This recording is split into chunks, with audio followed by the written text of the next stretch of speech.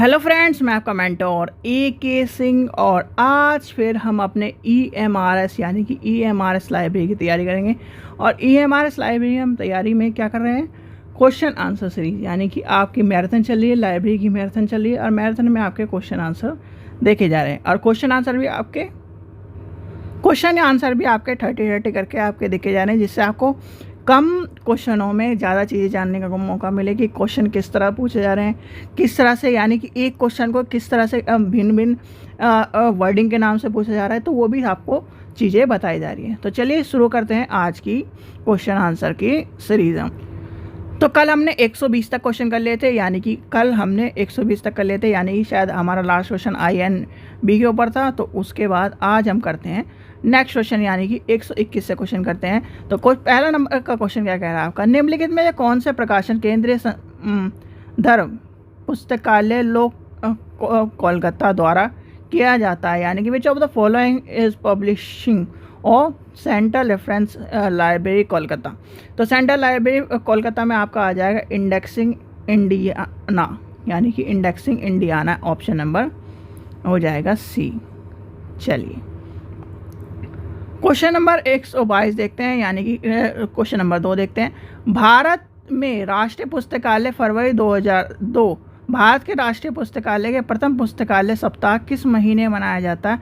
और most important question है ये वाला क्वेश्चन, ज़्यादातर कई बार पूछा गया। एक तो लाइब्रेरी डे आपको पता होना चाहिए, दूसरा आपको लाइब्रेरी सप्ताह पता होना चाहिए कि लाइब्रेरी सप्ताह कब मनाया जाता है। देखो आपको सबको पता है क्या, चिल्ड्रंस डे, यानी कि चिल्ड्रंस डे से मनाया जाता है हमारा 14 नवंबर से लेकर 20 नवंबर तक, यानी कि 20 नवंबर तक आपका लाइब्रेरी क्या होता है, वीक होता है। तो इस हिसाब से क्या हो जाएगा, इसका आंसर हो जाएगा नवंबर। और मोस्ट इम्पॉर्टेंट क्वेश्चन है, स्टार लगा लीजिए चाहे लिख के रख लीजिए, क्योंकि ये क्वेश्चन पूछा जाता है। जो क्वेश्चन आपको मैंने अभी तक करवाए नहीं है शायद, तो उसमें से सबसे इम्पॉर्टेंट क्वेश्चन है। एक तो लाइब्रेरी वीक पूछा जाता है, लाइब्रेरी डे पूछा जाता है, इंटरनेशनल लाइब्रेरी डे ये पूछे जाते हैं। तो ये आपको पता होना चाहिए कि लाइब्रेरी वीक, लाइब्रेरी डे क्या कौन कौन से हैं। तो याद कर लेना, चिल्ड्रंस डे जिस दिन है उस दिन से आपका लाइब्रेरी वीक शुरू होता है। तो यानी कि चिल्ड्रंस डे, चिल्ड्रन को क्या दी जाती है, किताबें और स्टेशनरी, तो वही आपकी उसी हिसाब से बैठ जाएगा आपका लाइब्रेरी डे। नेक्स्ट क्वेश्चन देखते हैं। राष्ट्रीय आयुर्वेद विज्ञान पुस्तकालय यानी कि national medical library is located.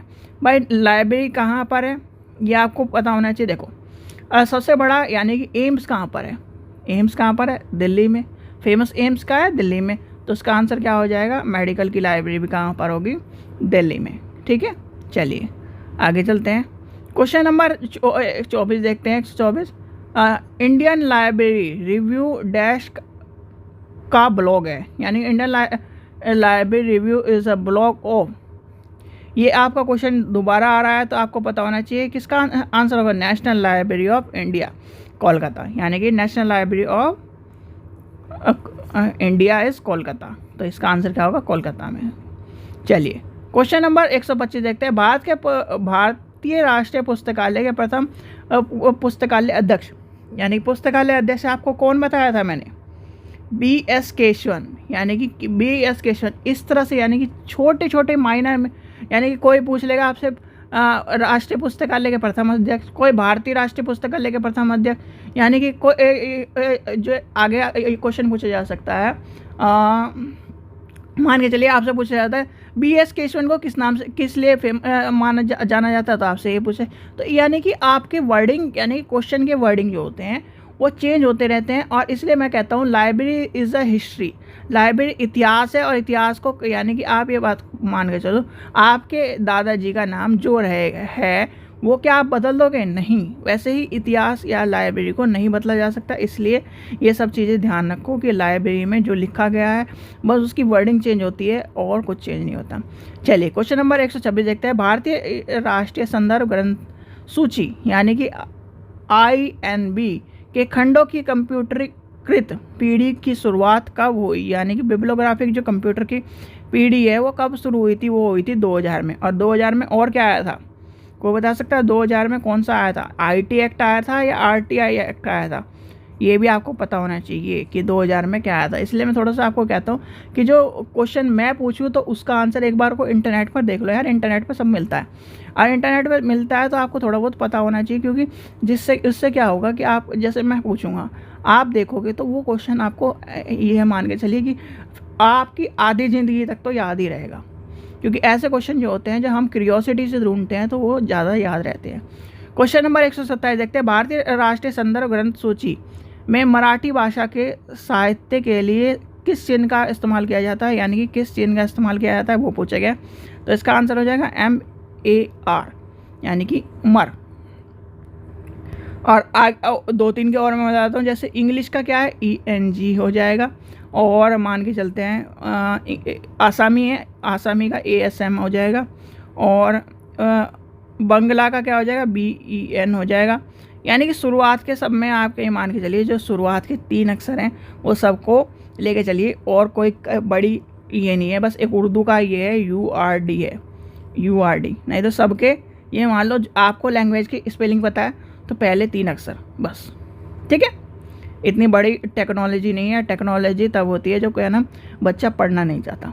चलिए क्वेश्चन नंबर नेक्स्ट देखते हैं, 128 देखते हैं, इंडेक्सिंग इंडियन इज़, यानी इंडेक्सिंग इंडियाना एक है। तो इंडेक्सिंग इंडियाना क्या पढ़ा था अभी हमने, बताओ, इंडेक्सिंग इंडियाना क्या पढ़ा था अभी हमने पढ़ा था indexing to the Indian language periodicals literature, यानी कि भारतीय भाषा समायिका साहित्य की अनुक्रमण, यानी कि ऑप्शन नंबर हो जाएगा आपका पहला, ठीक है, इसका ऑप्शन हो जाएगा पहला।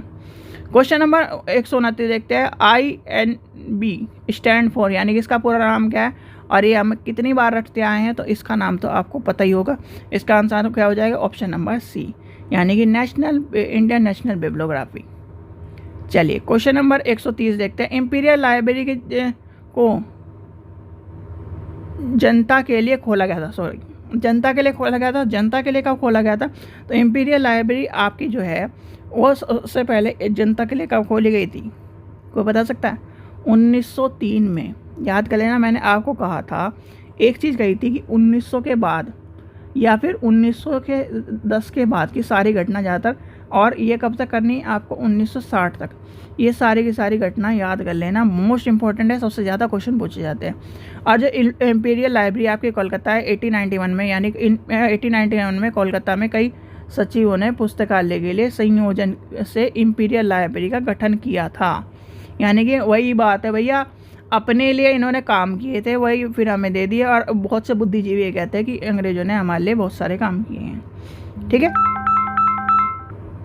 चलिए क्वेश्चन नंबर 131 देखते हैं, इनमें से क्या राष्ट्रीय पुस्तकालय का एक काम नहीं है, यानी कि राष्ट्रीय पुस्तकालय का एक काम नहीं है पूछा है, तो एक काम क्या नहीं है आपसे ये मान के चलिए। आप ये बताओ कि जब पुस्तकालय में बैठोगे तो आपको क्या इथिक्स क्या सिखाए जाते हैं, यानी कि जब हम मैनेजमेंट और इथिक्स में जब हम पढ़ते हैं, नॉलेज मैनेजमेंट पढ़ते हैं, तो क्या पढ़ाया जाता है इथिक्स में कि किसी का भी भेदभाव नहीं करना है। यानी कि आपका भेदभाव क्या हो रहा है, युवा पुरुष महिलाओं के विभिन्न क्षेत्रों के व्यापक और गहन समझना, यानी समझा देना, यानी ऑप्शन नंबर हो जाएगा C, ठीक है। याद कर लेना, कभी भी आप लाइब्रेरियन का मतलब है कि ये मान लो कि आप उस संस्थान में बैठे हो, उस मंदिर में बैठे हो जहाँ पर कोई भी आए, गरीब आए अमीर आए, ऊंच नीच का कोई भेदभाव नहीं करना। जैसे टीचर तो क्या नाम, एक तरह से मान के चलिए टीचर को तो सुपीरियर माना जाता है, पर आप लाइब्रेरियन हो, आपका मतलब ये आप मंदिर के वो पुजारी हो। जैसे एक मंदिर में पुजारी होता है और वो क्या करता है कि उसको वो एक तरह से ये बैठा रहता है कि अपने मतलब भगवान के पास बैठा रहता है और उससे कोई मतलब नहीं होता, कोई पूजा करे या फिर मतलब पूजा करे, हाथ जोड़े, साष्टांग दंड करे, यानी कि पूरा किस तरह से प्रणाम करे, किसी तरह से पूजा करके वो अपना चला जाता है। तो वैसे ही आपका क्या करना है, वो देखना नहीं है कि क्या नाम कोई अमीर है गरीब है, तो ये सब चीज़ें ध्यान रखना। इथिक्स हैं ये लाइब्रेरी के, और इथिक्स आपको यानी कि एक तरह से पहली बात तो ये इथिक्स आपने पढ़े नहीं होंगे, क्योंकि बिलीव में इथिक्स नहीं है, बिलीव में इथिक्स है नहीं, बिलीव में इथिक्स, ये जो आप इथिक्स पढ़ते हो, जब इथिक्स आपको एमलिम में मिलेंगे या फिर जब हायर एजुकेशन में वो कोई इथिक्स का सब्जेक्ट होगा तो उसमें मिलेंगे, ठीक है। और लाइब्रेरी से एथिक्स। चलिए, निम्नलिखित में से राष्ट्रीय सूचना नीति के लिए पूर्ण आवश्यक नहीं है, यानी राष्ट्रीय सूचना के लिए पूर्ण आवश्यक क्या नहीं है, तो इसका आंसर हो जाएगा आपका राष्ट्रीय ग्रंथ सूची के उत्पादन, यानी कि option number B. Question number 133 देखते हैं। 133 क्या है, कौन से राष्ट्रीय डिपॉजिटरी लाइब्रेरी का कार्य करता है। यानी कि आपको मैंने कहा था, आपको एक चीज़ बताई थी कि यानी कि डिलीवरी बुक एक्ट, यानी कि डिलीवरी बुक एक्ट बताया था, और डिलीवरी बुक एक्ट में 4 लाइब्रेरी बताई थी, और 4 लाइब्रेरी में मैंने आपको क्या कहा था कि पहले 3 भाई पैदा हुए और 3 भाइयों ने अपनी जगह स्थापित कर ली। फिर उसके बाद क्या हुआ, उसके बाद आपका एक भाई और आया, वो जो दिल्ली में रहने लगा, तो वो ऐसे ही आ जाएगा। तो इसका आंसर क्या हो जाएगा, दिल्ली पब्लिक लाइब्रेरी और आपका कैनी हमारा सार्वजनिक पुस्तकालय, यानी कि ऑप्शन नंबर पहला और दूसरा हो जाएगा इसका। चलिए, क्वेश्चन नंबर 134 देखते हैं। 134 internet library public library dash की जाती है, यानी कहाँ से करी जाती है, ओएस संचालित कहाँ से करी जाती है, तो आपको पता होना चाहिए ड्रेक्सल यूनिवर्सिटी, यानी कि ऑप्शन नंबर ये हो जाएगा सी, डी हो जाएगा इसका आंसर। क्वेश्चन नंबर 135 देखते हैं। 135 क्या कह रहा है, पुस्तकालय एवं सूचना पद्धति की राष्ट्रीय नीति 1986 में चेयरमैन कौन थे, तो 1986 के चेयरमैन कौन से थे, डीपी चट्टोपाध्याय, यानी कि डीपी चट्टोपाध्याय का जी का नाम याद कर लेना। और ये 86 वाला जो कमेटी है, 86 वाली हमारे क्या बनी, एजुकेशन सिस्टम में भी इम्पोर्टेंट है, तो इसलिए आपको चट्टोपाध्याय जी का नाम याद रखना, सीधे सीधे याद कर लेना चट्टोपाध्याय, बस आपको डीपी चट्टोपाध्याय, वैसे डीपी चट्टोपाध्याय भी मिलेगा, चट्टोपाध्याय और कोई नहीं है। क्वेश्चन नंबर 136 देखते हैं, राष्ट्रीय पुस्तकालय को उनकी स्थापना वर्ष के आधार पर सही क्रम क्या है, यानी कि सही क्रम क्या है। सबसे पहले क्या आया था भाई, अगर इस हिसाब से लेके चले तो ब्रिटिश लाइब्रेरी आया था, फिर लाइब्रेरी ऑफ कांग्रेस आया था, फिर आया था आपका ये आ जाएगा रशियन, यानी कि रशियन वाला आ जाएगा, फिर आपका यानी कि पेरिस वाला आ जाएगा। तो इस हिसाब से लेके चले हम, तो सबसे पहले आ जाएगा ब्रिटिश लाइब्रेरी, यानी कि पहला हो जाएगा, फिर लाइब्रेरी ऑफ कांग्रेस आ जाएगा, फिर ये आ जाएगा आपका मॉस्को 3 नंबर, और ये हो जाएगा 4 नंबर, यानी कि ये सारे के सारे क्रम से हैं, तो इसलिए 1 2 3 4 आ जाएगा। चलिए, अरेंज द फॉलोइंग, यानी अरेंज द फॉलोइंग, अगला क्वेश्चन भी आपका अरेंज द फॉलोइंग पर है, तो अरेंज द फॉलोइंग करना है। अरेंज द फॉलोइंग में आप बताओ, यानी कि इसका क्या आंसर होगा, अरेंज द फॉलोइंग कह रहा है। अरेंज द फॉलोइंग में आपका इसका आंसर क्या होगा, सबसे पहले आपका आ जाएगा, यानी कि तीसरा नंबर आ जाएगा, यानी कि तीसरा नंबर ये हो जाएगा पहला। अब इसके बाद आता है आपका बुक इन प्रिंट, यानी बुक इन प्रिंट, ये आ जाएगा 2 नंबर। बुक इन प्रिंट के बाद आपका आ जाएगा 2, ये हो जाएगा 3 नंबर, यानी कि ब्रिटिश नेशनल बिब्लियोग्राफी, और फिर आपका आ जाएगा ये। चलिए आगे चलते हैं। क्वेश्चन नंबर क्वेश्चन नंबर 138 कहते हैं, भारतीय पुस्तकालय आंदोलन में कौन लोग शामिल थे। भैया कौन लोग शामिल थे वो बताना है, यानी कि एक नाम तो याद कर लो कि क्या नाम, जिससे हमारा जो उद्घाटन हुआ है, यानी किस चीज़ का उद्घाटन हुआ है, यानी कि 1910 का उद्घाटन हुआ है, तो वो कौन है, शिवाजी राव गायकवाड़ द्वितीय, ये आ जाएंगे। ठीक है, अब शिवाजी राव गायकवाड़ आ गए तो आपका कौन आ जाएगा, फिर आपका एक ही नाम बचा, ये आपके जो लाइब्रेरी के पितामह है, यानी कि लाइब्रेरी की जिसकी वजह से आज आप लाइब्रेरी का पेपर दे रहे हो। तो चलिए आगे चलते हैं। क्वेश्चन नंबर फिर आता है match the following. Match the following में यानी कि भारतीय सांस्कृतिक विरासत, तो किसके अंदर आ जाएगी, भारतीय सांस्कृतिक विरासत किसके अंदर आ जाएगी, तो ये आ जाएगी, पहला नंबर आ जाएगा यहाँ पर, यानी कि ये हो जाएगा। फिर दूसरा नंबर आपका आता है, दूसरा नंबर आपका आता है रेस टू ब्रिटिश, यानी कि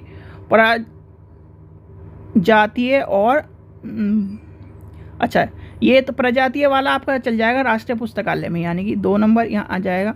फिर आ जाएगा पारंपरिक ज्ञान, यानी पारंपरिक ज्ञान में आज का आ जाएगा, ये आ जाएगा 3 नंबर, और इसका हो जाएगा CDS, यानी कि मोबाइल डिजिटल लाइब्रेरी, यानी और मोबाइल डिजिटल लाइब्रेरी वाला ये जो क्वेश्चन है इंपॉर्टेंट है, याद कर लेना।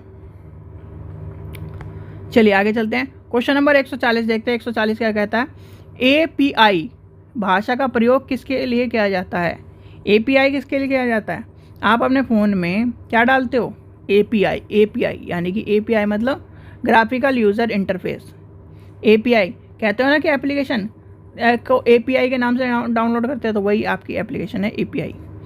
क्वेश्चन नंबर 141 कह रहा है, क्या कह रहा है, भारतीय राष्ट्रीय ग्रंथ सूची 2 भागों में क्रमबद्ध की गई है, सामान्य प्रकाशन और डैश प्रकाशन क्या है। भाई ये आपको मैंने सामान्य प्रकाशन और डैश प्रकाशन क्या बताया था, इसका आ जाएगा गवर्नमेंट, यानी कि ऑप्शन नंबर 2 हो जाएगा, सॉरी 3 हो जाएगा। क्वेश्चन नंबर 142 देखते हैं। 142 क्या कह रहा है, भारतीय राष्ट्रीय ग्रंथालय मिशन किस वर्ष की स्थापना, यानी किस वर्ष स्थापित हुआ था। और ये क्वेश्चन आपका फिर दोबारा रिपीट है, तो यानी कि आपको क्या पता होगा, इसका आंसर पता होगा, तो यानी कि इसका आंसर था 2012। चलिए आगे चलते हैं। क्वेश्चन नंबर 143 देखते हैं। 143 क्या है, सरस्वती महल लाइब्रेरी तंजावर, यानी तंजावर किसने खोली थी, तो आ जाएगा तेलुगु नायक, यानी तेलुगु नायक आ जाएगा, इसका आंसर हो जाएगा, इसका ये हो जाएगा। फिर आ जाएगा खुदाबख्श ओरिएंटल लाइब्रेरी, खुदाबख्श कौन थे, ये तो यानी कि सीधे सीधे मैं आपको बताया मौलाना अबुल कलाम आज़ाद, यानी कि इसका आंसर ये यहाँ हो जाएगा। फिर आ जाएगा library of Asiatic society in Bengal, Asiatic society Bengal का क्या हो जाएगा, इसका आंसर है सर विलियम, यानी सर विलियम आ जाएगा। सर विलियम कहाँ गए आपके, ये रहे, ये आ जाएगा 3 नंबर। और 3 नंबर के बाद इंपीरियल लाइब्रेरी कलकत्ता, तो इंपीरियल आए गए लॉर्ड कर्जन, यानी कि ये आ जाएगा। ठीक है, चलिए आगे चलते हैं। क्वेश्चन नंबर 44 देखते हैं, या वही कथन कारण का क्वेश्चन है। अभिकथन क्या है, इंडियन नेशनल बिब्लियोग्राफिक भारतीय प्रकाशन का सर्वाधिक व्यापक स्रोत है। ठीक है जी। कोलकाता में नेशनल लाइब्रेरी पुस्तकालय सुपरदर्गी अधिनियम के अंतर्गत प्रत्येक भारतीय प्रकाशन की एक प्रतिलिपि प्राप्त की अधिकृत है, तो यानी कि अधिकृत है, तो इसका आंसर क्या हो जाएगा भाई, पहला तो असत्य है और दूसरा सत्य है, यानी कि आपका पहला सत्य है और दूसरा असत्य है।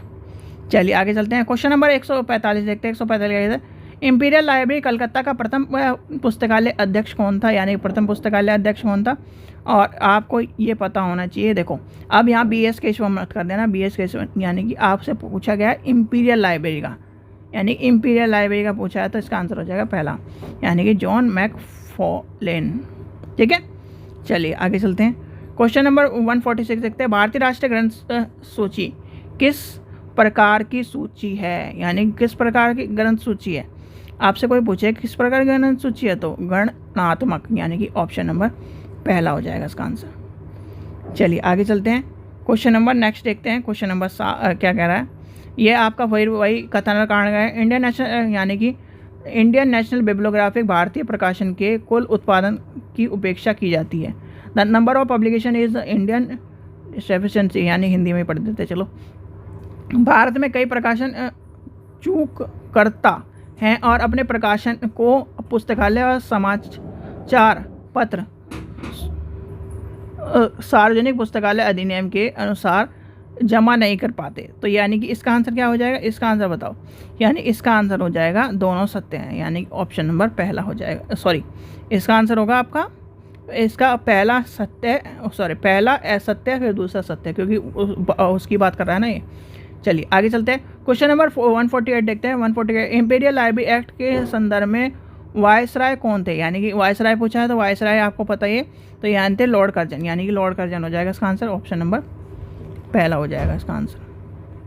क्वेश्चन नंबर 149 देखते हैं। 149 क्या है, निम्नलिखित में कौन सा प्रकार के प्रकाशकों को INB में शामिल नहीं किया गया, INB में शामिल नहीं किया गया, और ये दोबारा क्वेश्चन आ रहा है आपका, तो यानी कि आपको बताया था मैंने मैप नहीं शामिल किया गया, और एक और क्या था जल्दी बताओ, दूसरा है आपका न्यूज़पेपर, ये दो चीज़ शामिल नहीं की गई है। चलिए लास्ट क्वेश्चन देखते हैं। लास्ट क्वेश्चन देखते हैं आज के सेशन का। लास्ट क्वेश्चन क्या है, राष्ट्रीय पुस्तकालय कलकत्ता द्वारा निम्नलिखित में से कौन सी सेवा प्रदान की जाती है, यानी कि प्रदान की जाती है वो पूछा है, तो प्रदान कौन कौन सी की जाती है। सबसे पहला तो आपका ए हो जाएगा, यानी कि पुस्तक परिदाय, और दूसरा क्या है आपका यानी कि बिब्लियोग्राफी, यानी कि ये हो जाएंगे दोनों। तो ये थे आपके यानी कि आज के 30 क्वेश्चन थे, और 30 क्वेश्चन में से कितने बच्चों ने याद करें वो कमेंट सेक्शन में ज़रूर बताओ। और जो क्वेश्चन रिपीट हो रहे हैं उनकी भाषा को समझो, ये नहीं कि आपको मतलब क्वेश्चन कराया जा रहा है तो आप समझो नहीं, क्वेश्चन को इसलिए रिपीट कराया जा रहा है, इसलिए बताया जा रहा है कि भैया इतने क्वेश्चन, इतना इस चीज़ से आपके क्वेश्चन आ सकते हैं। यानी कि खरबूजा चाकू पे गिरे या चाकू खरबूजे पे गिरे, वही कहानी है, कटना खरबूजा ही है। वैसे ही आपको चाहे आपसे क्या नाम ये पूछ ले, फादर ऑफ लाइब्रेरी साइंस पूछ ले, या SR रंगनाथन जी कौन थे, बात वही है। ठीक है, चलिए आशा करता हूँ आपको वीडियो पसंद आई। वीडियो पसंद आई तो लाइक करें, चैनल को सब्सक्राइब करें, वीडियो को ज़्यादा से शेयर करें। Thank you.